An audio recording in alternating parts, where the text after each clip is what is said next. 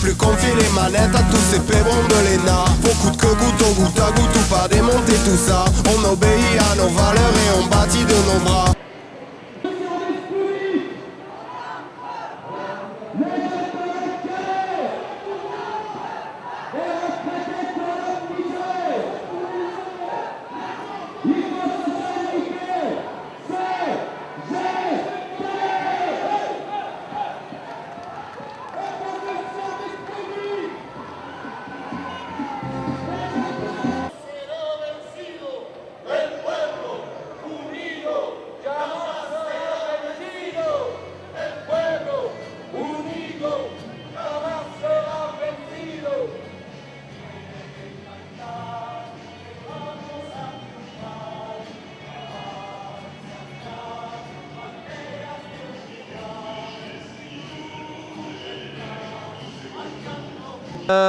Donc nous sommes avec un responsable CGT de la Ciotat qui va se présenter, qui va expliquer aussi les raisons pour lesquelles aujourd'hui il est en grève et il est présent à la manif marseillaise.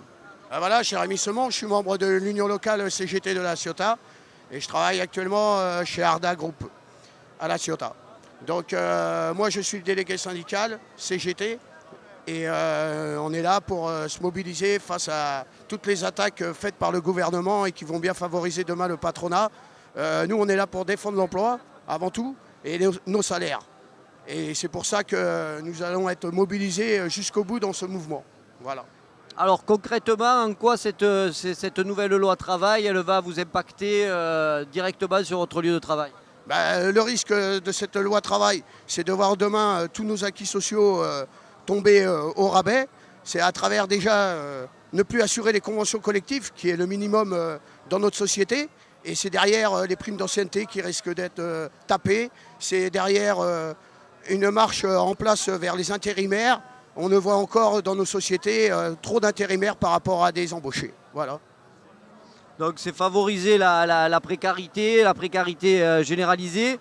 Est-ce que vous pensez, au vu on en est à la 4e journée, je crois, de mobilisation, est-ce que vous pensez que le gouvernement peut céder à l'exemple peu de ce qu'il a fait avec les routiers et les dockers, et si oui, quelle serait d'après vous un petit peu comment on pourrait monter en puissance dans la mobilisation? La montée en puissance de la mobilisation, elle doit se faire de tout le monde. C'est tout le monde à travers son travail qui doit demain sortir dans la rue et qui doit montrer l'exemple.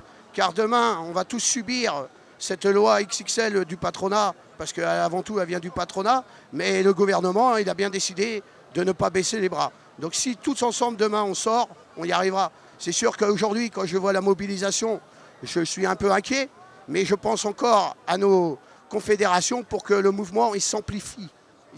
Dans le même temps, il lâche profession par profession là où ça se mobilise. Donc il espère comme ça diviser le mouvement et puis passer à l'étape suivante. Nous, la construction du mouvement, elle continue de la même façon, c'est-à-dire par l'ancrage dans les entreprises. Le travail de fond, il continue à être fait et de toute façon, la mobilisation, elle ne se décrète pas. Elle se travaille, donc c'est un travail de fond qui va payer à terme. Les médias annoncent déjà une journée possible d'action, mais qui concernerait spécifiquement la pétrochimie. Si un certain nombre de revendications n'étaient pas acceptées, donc est-ce que on se dirige vers une forme de lutte qui soit un peu plus corporatiste, ou est-ce qu'au contraire on continue à travailler la convergence des luttes? Non, on continue à travailler la convergence des luttes, l'ancrage profession par profession et la convergence au bout du compte, puisque de toute façon tout est lié. C'est bien une attaque globale contre notre modèle social, contre lequel il nous faut une riposte globale. Oui, en même temps, c'est vrai que les victoires obtenues, que ce soit au niveau des routiers, au niveau des dockers, nous montrent que le gouvernement, contrairement à ce qu'il dit, est peut-être pas si sûr de son fait. Est-ce que, courant du mois de novembre, comme on l'entend dire, il se pourrait qu'une grosse journée soit en préparation? Alors je ne peux pas dire aujourd'hui, mais effectivement c'est plus ou moins ce qui est réfléchi. C'est qu'il y ait vraiment une grosse journée interprofessionnelle, alors si on peut unitaire et nationale. Et donc éviter effectivement, en tout cas, qui permettent de faire converger.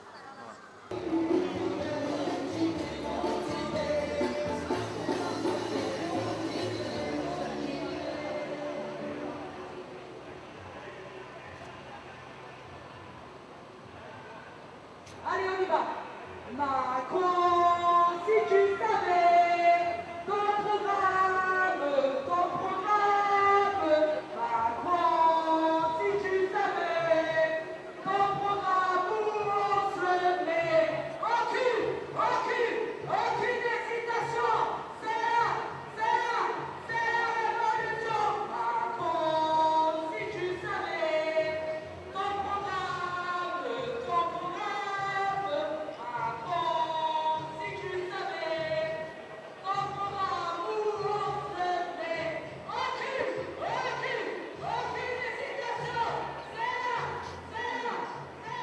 Comme le disait si bien notre secrétaire général de l'idée, on les a niqués et on va continuer à les niquer. Et ça, on travaille, ils sont menés dans le cul. Aucune hésitation. Dans le cul. Et si tu peux le mettre dans le cul, on rit. On s'en régale. Alors avec Alain Barlatier, ex-secrétaire départemental de la FSU 13. Donc Alain, aujourd'hui nous en sommes à la 4e journée interprofessionnelle. Malgré tout, c'est une journée qui mobilise avant tout les salariés du privé. Alors, quelle est la place de la FSU dans ce type de mobilisation? Je dirais que c'est déjà une place de principe parce que depuis le début, que ce soit sur la loi El Khomri ou que ce soit sur la loi travail et les ordonnances de Macron, la FSU est présente dans les manifestations aux côtés des organisations syndicales du privé, essentiellement la CGT solidaire. Il faut reconnaître qu'il y a une vraie difficulté à mobiliser les fonctionnaires, mais ça c'est pas propre à la FSU, tous les syndicats le disent, sur la question du code du travail, parce que même si nos collègues aujourd'hui partagent nos analyses, ils ne font pas le pas pour aller dans la rue. La preuve pour cette journée du 19. Néanmoins, nous continuons à être là aux côtés de la CGT, notamment parce que ça fait partie de nos valeurs. Nous défendons le droit au travail, la dignité dans le travail, dans le privé, bien que nous ne soyons pas présents dans le privé, et dans le public, parce qu'il y a un système de vase communicant. Un code du travail écorné aurait des conséquences sur le statut de la fonction publique. Après, en ce qui nous concerne, nous pensons que la mobilisation massive des fonctionnaires, elle passera par une mise en mouvement autour de leurs problèmes immédiats, qui sont le statut, la suppression des postes annoncés de 120 000 pour le quinquennat, et aussi la question salariale, où on nous annonce le gel du point d'indice après un timide dégel de 1,2%. On le rebloque encore, ils le rebloquent encore, et ils vont même jusqu'à reporter les quelques mesures qu'il y avait dans le protocole PPCR, qui ne réglaient pas la question, mais qui mettaient quelques noix de beurre dans une immensité d'épinards un peu sec. Et donc on a vraiment une politique d'austérité à tout crin. Donc c'est là-dessus qu'on va essayer de continuer ce qu'on a fait le 10 octobre, qui a été une manifestation significative. Et il faudra bien on se retrouve avec nos collègues du privé, mais sur des revendications partagées, ce qui n'est pas tout à fait le cas aujourd'hui. Oui, c'est ça, la journée du 10 a été un succès dans la fonction publique en termes de mobilisation, de manifestants. De la même façon, on peut dire que les routiers, les dockers ont obtenu par des luttes corporatistes un peu des avancées, des victoires. Est-ce qu'on c'est pas un petit peu la stratégie aussi du gouvernement d'essayer de diviser les luttes pour éviter justement cette convergence qui paraît nécessaire aujourd'hui pour établir un rapport de force Ça ne se décrète pas, quoi. Je pense que si les routiers, les dockers ont limité la casse, appelons-le comme ça, c'est parce que c'est des corporations très organisées, avec une unité syndicale, notamment au niveau des routiers, c'est important l'unité. Si la fonction publique a bien marché le 10, c'est parce qu'il y a un taux de syndicalisation plus important qu'ailleurs. Et c'est comme ça qu'il faut le prendre, quoi. C'est-à-dire qu'il faut partir des secteurs qui résistent fortement, s'appuyer sur eux pour essayer de, finalement, de contaminer, entre guillemets, l'ensemble du salariat. Bon, on en est dans, je pense que c'est notre stratégie à nous, en tout cas.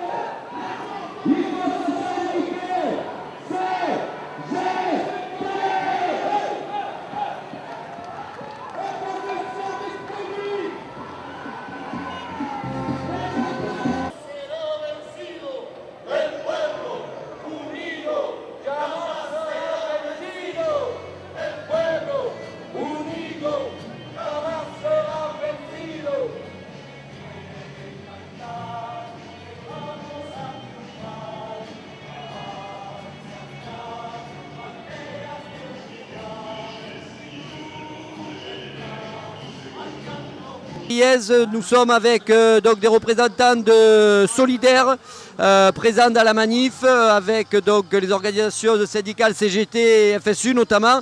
Donc bonjour, est-ce qu'on en est au 4e jour, je crois, de mobilisation? Est-ce que la convergence des luttes, qui est un petit peu le leitmotiv de ces journées, n'a pas un petit peu de mal à prendre, notamment quand on voit que bon, les victoires obtenues, enfin entre guillemets, celles des routiers ou celles des dockers sont des victoires un peu corporatistes. Donc bon, je mets les guillemets, hein, mais est-ce que cette convergence des luttes qui paraît nécessaire, pourtant, elle n'a pas du mal un petit peu à prendre? Bah si, on voit qu'il y a un peu moins de monde aujourd'hui, mais ça n'empêche qu'il faut continuer à essayer de mobiliser les gens. C'est pourquoi ce soir, on organise encore une réunion publique dans nos locaux pour essayer de faire converger les luttes, parce que je crois que et le public et le privé, la semaine dernière à Marseille, la décision a été prise d'avoir et le public et le privé.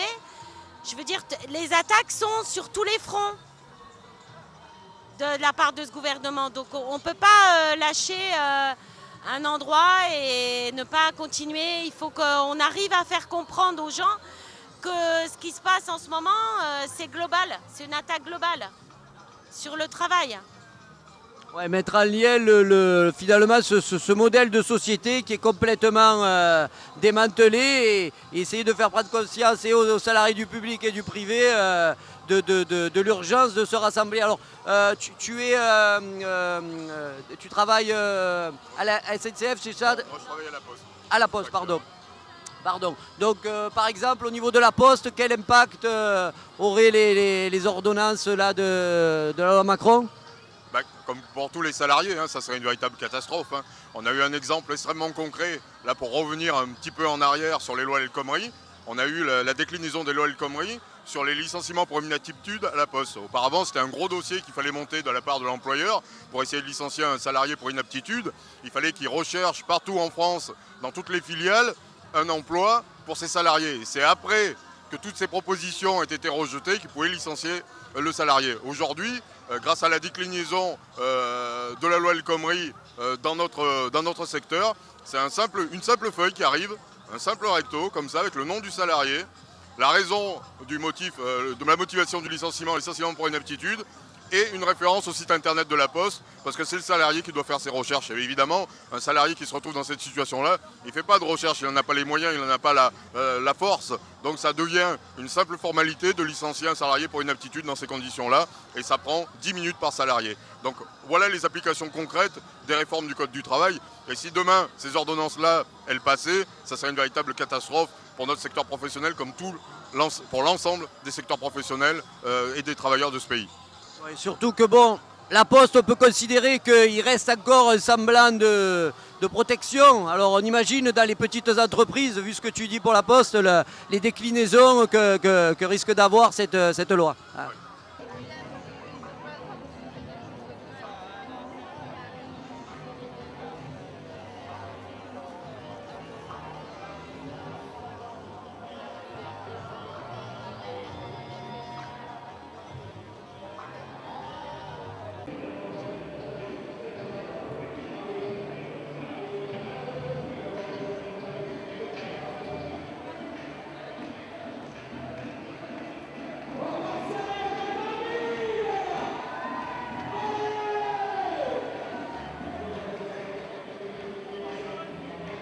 Donc avec Samy Joshua, élu ensemble France Insoumise dans les 13e et 14e arrondissements de Marseille, le fameux secteur de Ravier.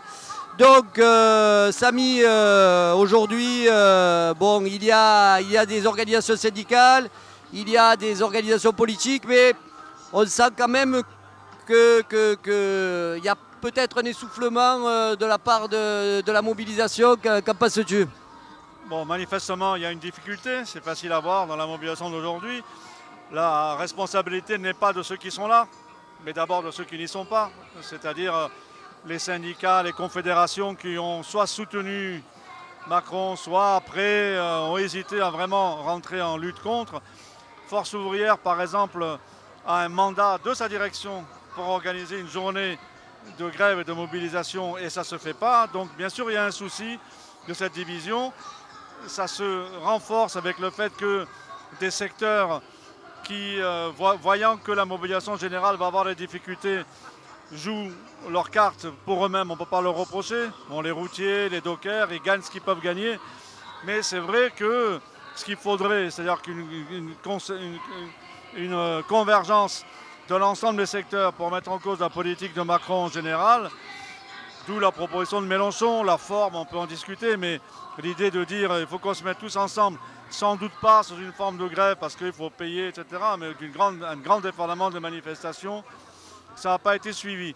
Donc oui, ça fait souci, il n'y a pas l'ombre d'un doute, mais en même temps, ça veut dire la chose suivante, ça veut dire qu'on n'a pas trouvé les moyens de battre Macron là tout de suite. Il faut se souvenir quand même que ça fait à peine quelques mois qu'il est élu et que par ailleurs le prix politique qu'il est en train de payer est quand même très lourd parce que le nombre de gens qu'on rencontre qui nous disent Macron président des riches, Macron pas question, qui nous reprochent même d'avoir voté Macron même si des fois on ne l'a pas fait, mais qui par ailleurs disent mais on ne peut rien faire, c'est ça qu'il faut arriver à surmonter. Mais ça n'enlève rien au fait que Macron repose sur une tête d'épingle. Ça se voit dès le premier tour de l'élection présidentielle, plus renforcé, ce qu'on pouvait deviner quand il disait et à droite et à gauche, on veut que ça veut dire et à droite et à droite. Bon voilà, il y a des gens qui ont cru autre chose, mais là on le voit directement.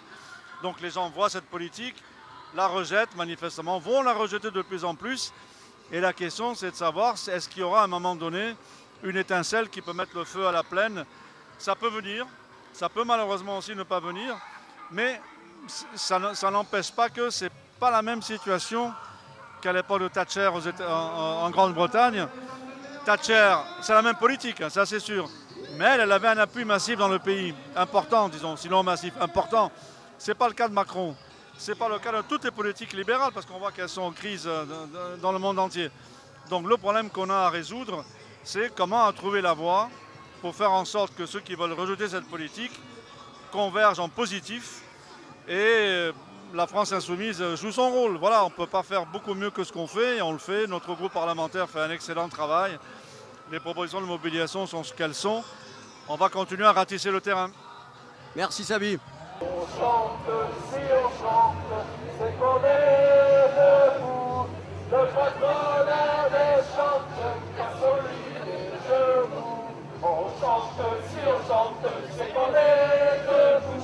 Le patronat des chante, car solide et debout.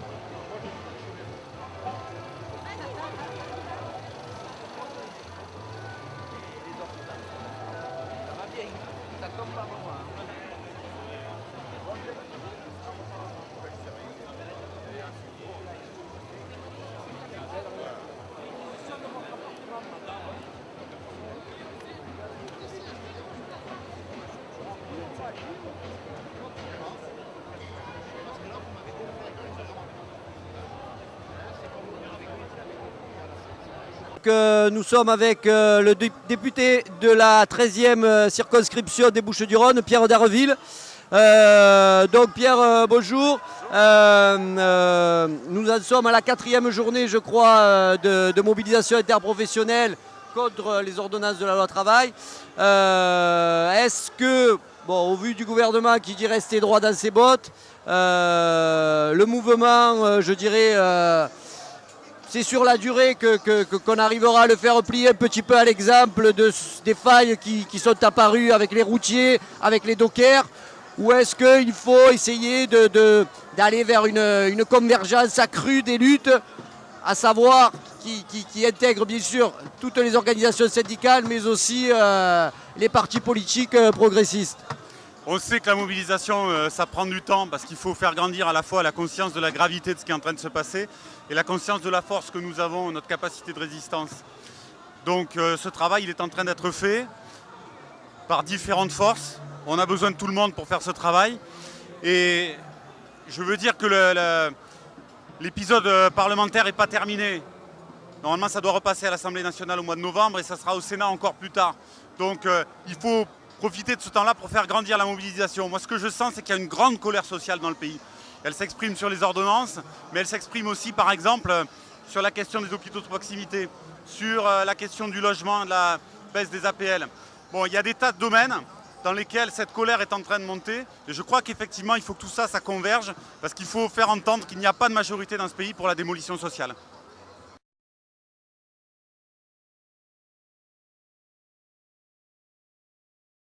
Sans haine, sans armes et sans violence, de résistance en désobéissance,